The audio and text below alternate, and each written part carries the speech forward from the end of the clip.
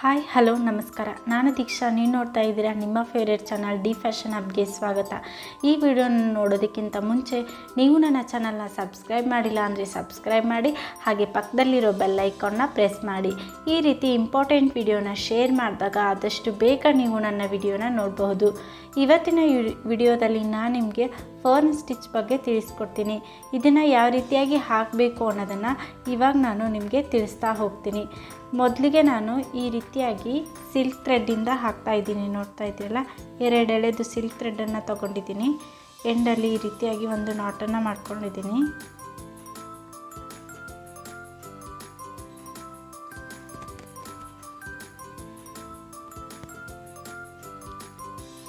ಈ ರೀತಿಯಾಗಿ ನೋಡ್ತಿದ್ದೀರಲ್ಲ, ಒಂದು ಸ್ಟ್ರೈಟ್ ಲೈನನ್ನು ಒಂದು ಮಾರ್ಕ್ ಮಾಡ್ಕೊಂಡಿದ್ದೀನಿ ನಾನು.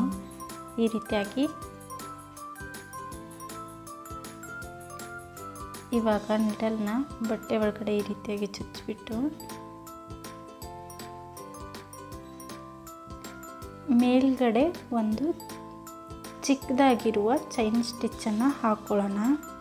ಆಮೇಲೆ ಇವಾಗ ಸ್ಟ್ರೇಟ್ ಲೈನ್ ಹಾಕಿದ್ದೀನಲ್ಲ, ಆ ಲೈನಿಗೆ ಈ ರೀತಿಯಾಗಿ ಒಂದು ಲಾಂಗ್ ಚೈನ್ ಸ್ಟಿಚ್ಚನ್ನು ಹಾಕ್ಕೊಳ್ಳೋಣ. ಈ ರೀತಿಯಾಗಿ ಹಾಕಿಬಿಟ್ಟು ಇವಾಗ ಈ ರೀತಿ ಇಲ್ಲಿ ಚಿಕ್ಕದಾಗಿ ನಾನು ಒಂದು ಮಾರ್ಕನ್ನು ಮಾಡ್ಕೊಂಡಿದ್ದೀನಿ. ನೋಡ್ತಿದ್ದೀರಲ್ಲ, ಇದಕ್ಕೆ ನಾನು ಇವಾಗ ಸೈಡಲ್ಲಿ ಮತ್ತೆ ಒಂದು ಲಾಂಗ್ ಚೈನ್ ಸ್ಟಿಚ್ಚನ್ನು ಹಾಕ್ಕೊಳ್ತಾ ಇದ್ದೀನಿ.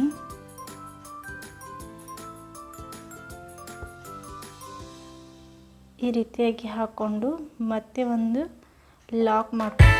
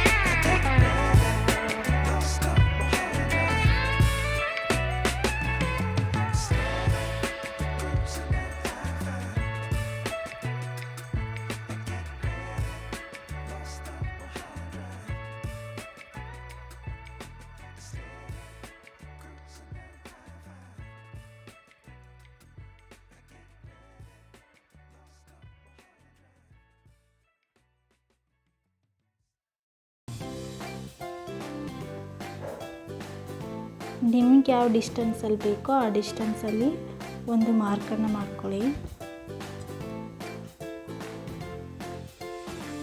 ಈ ರೀತಿಯಾಗಿ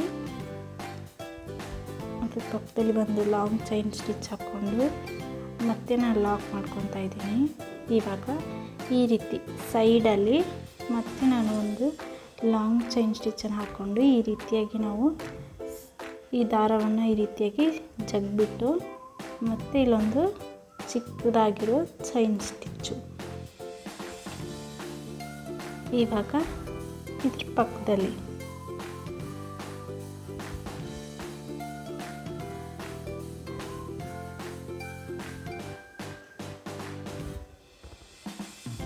ಈ ರೀತಿಯಾಗಿ ನಾವು ಒಂದು ಲಾಂಗ್ ಚೈನ್ ಸ್ಟಿಚ್ ಹಾಕ್ಕೊಂಡು ಮತ್ತು ಒಂದು ಚಿಕ್ಕದಾಗಿರೋ ಚೈನ್ ಸ್ಟಿಚ್ಚನ್ನು ಹಾಕಿ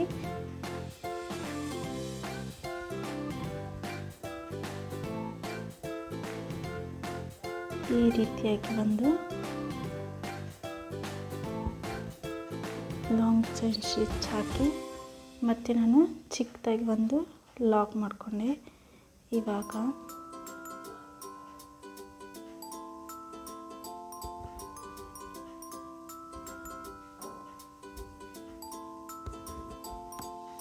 ಸೈಡಲ್ಲಿ ಮತ್ತೆ ಒಂದು ಲಾಂಗ್ ಚೈನ್ ಸ್ಟಿಚ್ಚು ಮತ್ತು ಒಂದು ಲಾಕು.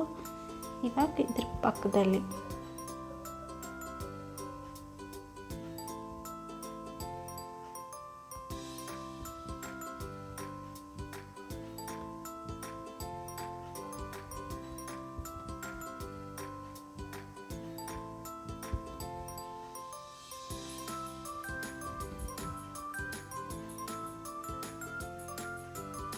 ಈ ರೀತಿಯಾಗಿ ಹಾಕ್ಕೊಂಡು ಇವಾಗ ಎಂಡಲ್ಲಿ ನಾನು ಲಾಕ್ ಮಾಡ್ಕೊತಾ ಇದ್ದೀನಿ.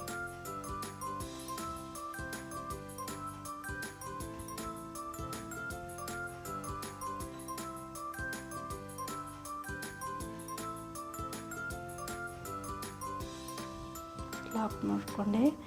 ಇವಾಗ ಈ ರೀತಿಯಾಗಿ ನಮ್ಮದು ಒಂದು ಫ್ಲವರ್ ಟೈಪು ಈ ರೀತಿಯಾಗಿ ನಮ್ಮದು ಫರ್ನ್ ಸ್ಟಿಚ್ಚು ರೆಡಿ ಆಗುತ್ತೆ. ನೋಡ್ತಿದ್ದೀರಲ್ಲ,